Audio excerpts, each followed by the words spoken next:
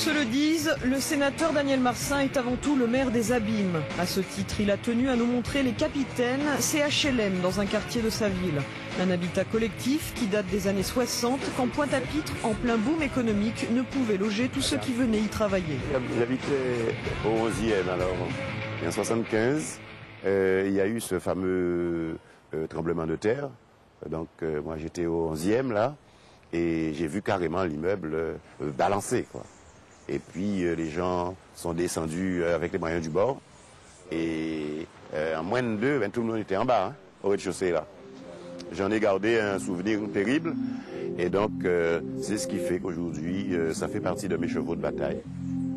Sécurité, salubrité, des thèmes communs avec les cités de métropole. Mais ici, ce qui obsède Daniel Marsin, c'est le risque sismique.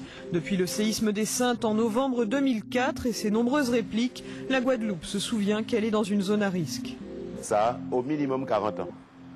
Donc ce n'est pas aux normes du tout. Le temps passe vite, hein? Et puis à l'époque, ce n'était pas les mêmes normes. À l'époque, on ne se rendait pas compte qu'on était dans une zone sismique.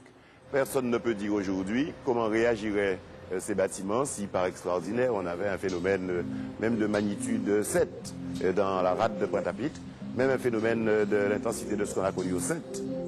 À quelques mètres de là, il nous emmène à Boissard, quartier à l'habitat longtemps précaire, parfois même qualifié de bidonville, à présent un vaste chantier. C'est là. C'était un quartier qui s'est construit, si on peut appeler ça comme ça, pendant la rénovation urbaine de Pointe-à-Pitre dans les années 60. C'est-à-dire que des gens, les laissés pour compte de la rénovation urbaine, se sont installés au gré encore là du hasard et de la nécessité, comme je disais tout à l'heure, et ont construit avec des feuilles de tôle, avec du bois de récupération, etc. Ils ont construit des cases. Et petit à petit, eh bien, s'est installé un climat de trafic en tout genre. Bref, c'était devenu une zone de non-droit. C'est en 1985 que le président Mitterrand est venu ici, et contre toute attente, il a dit « je veux voir ça ». Et il est allé, il est entré, et il a dit « ça n'est pas digne d'une terre de France ».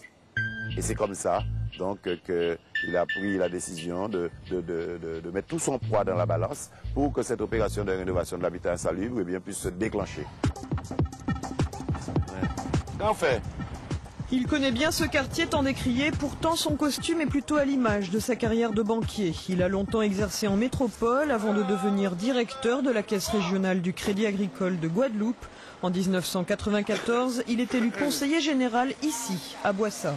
Ah ben, c'est là où on va tromper là. C'est là où on va tromper là. Comment ça va? Oui, nous l'avons fait. Qu'en fait? Étant issu moi-même d'un milieu populaire, je savais parler aux gens de Boissard. Je savais, et ils m'aimaient parce qu'ils me reconnaissaient comme étant quelqu'un des leurs qui avait su franchir les étapes. Et donc, et comme je suis resté très naturel, ils m'ont fait confiance, j'étais devenu leur élu. Si je suis un homme politique aujourd'hui au niveau qui est le mien, c'est parce que les gens de Boissard, de Carénage, tous ces quartiers populaires et déshérités, eh bien, ont voulu faire de moi leur élu parce qu'ils se reconnaissaient en moi. Alors, à quoi proposer, Christian, que vous réfléchissez ça pour d'ici le mois d'octobre à la rentrée parlementaire, pour que nous puissions emmener les enfants de Boissard au Sénat. Donc nous avons organisé ça, ouais. Ok, d'accord, quel effort. En 1995, il devient maire des Abîmes, puis député de 1997 à 2002. Il se déclare homme de gauche, revendique l'étiquette socialiste, s'inscrit d'ailleurs dans ce groupe à l'Assemblée, mais refuse d'être l'homme d'un parti. J'ai observé le comportement de mes amis socialistes en Guadeloupe. Et je vous avoue, pour faire simple, que je n'ai pas compris comment un parti qui se dit progressiste, un parti qui est pour l'émancipation, pour la responsabilité, eh bien, pouvait inviter les Guadeloupéens à voter non à la consultation populaire du 7 décembre 2003, où les Guadeloupéens devaient dire si oui ou non ils voulaient plus de responsabilité dans le cadre de la République française. Et je me suis dit, finalement, les socialistes auront toujours un problème avec l'outre-mer. Après le référendum de 2003, il décide de suivre sa propre route, quitte le parti Guadeloupe Unie Socialisme et Réalité, crée le Renouveau Socialiste et distribue les mauvais points. Le nouveau président de la région, le socialiste Victorin Lurel, ne plaît pas à l'homme de gauche Daniel Marsin. Là où le bas blesse, c'est qu'il a profité d'une vague mais il n'y a pas eu un véritable projet. Et du coup, la Guadeloupe est à peu près à ce stade-là aujourd'hui, où la région, semble-t-il, connaîtrait de réelles difficultés financières, puisqu'il y aurait un déficit considérable.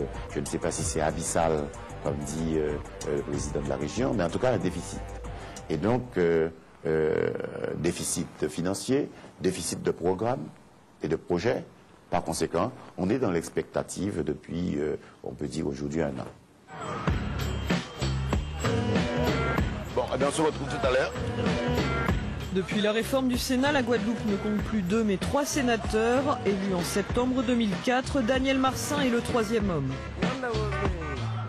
Pour ne rien vous cacher, je ne me suis jamais imaginé sénateur. J'ai pensé que je pouvais être maire. J'ai surtout pensé que je pouvais être député. Et puis, partant de cette idée que la ville des Abîmes avait besoin d'une représentation au niveau national, d'une part. D'autre part que j'avais, à 52, 53 ans, encore des choses à apporter à ce pays. Et puis, en sentant bien que les candidats qui s'étaient affichés, eh bien, n'avaient pas plus de légitimité que moi pour être sénateur, j'ai décidé de m'engager dans ce combat. Et pour être sûr que cela fut possible, il n'a pas hésité à conclure une alliance objective, selon ses termes, avec l'UMP Lucette Michaud-Chevry. Lorsque Michaud-Chevry s'est rendu compte que je passais dans l'ensemble des communes, y compris les communes qui avaient traditionnellement l'option Objectif Guadeloupe, qui était son mouvement politique, elle a compris que, au total, eh bien, j'étais un candidat sérieux, un candidat qui avait toutes les chances d'être sur la ligne d'arrivée.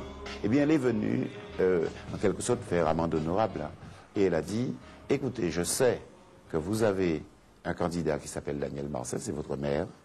Je pense que c'est un homme politique valable.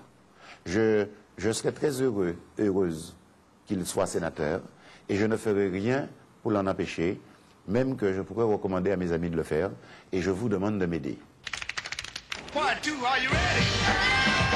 Passons par du gazon. Ouais. Bonjour, bonjour, bon appétit. Est-ce qu'il reste encore des bonnes choses? Il y a eu une mauvaise expérience avec un cabri. Bon, ben je suis à vous, mesdemoiselles.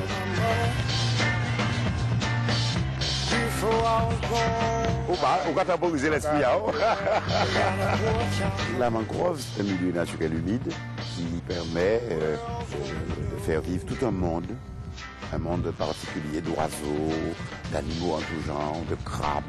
Oui, il y a des petits, mais là c'est un gros, celui qui bouge là. C'est une plaine qui est emblématique de l'économie de plantation et où les maîtres de l'époque, les maîtres blancs, eh bien, vivaient et tout autour, eh bien, il y avait des plantations et puis bien sûr il y avait des esclaves qui y travaillaient. J'étais pour l'indépendance de la Guadeloupe, comme tous les jeunes de mon époque, parce que nous pensions que la décolonisation était en marche. Et puis ensuite, bon, et c'est comme ça d'ailleurs que j'ai été étudiant à Paris 2, donc Panthéon-Sorbonne, où se trouve d'ailleurs le Luxembourg juste à côté, comme quoi les choses de ce monde reviennent à leur source. Et donc, et j'y suis allé jusqu'au 3e cycle, puisque je suis diplômé d'études approfondies en économie publique et en planification. Bon, on n'a pas le choix, hein.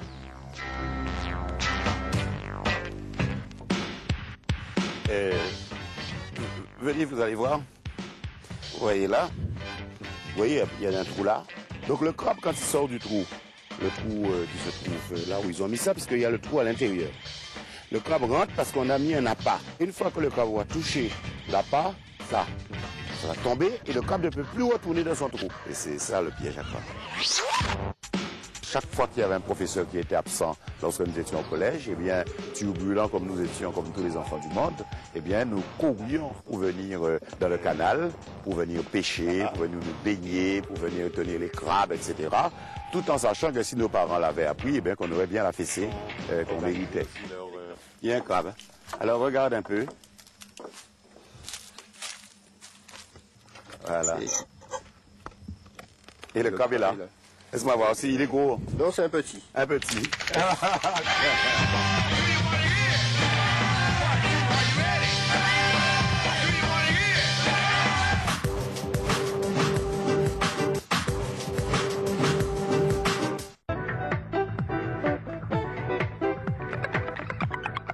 somme, avec de telles dispositions, on va encore diminuer, nous pensons, les moyens du secteur non lucratif des loisirs pour la jeunesse, dont on le sait tous, l'émission est éminemment sociale, au profit du secteur marchand et lucratif. Je vous remercie.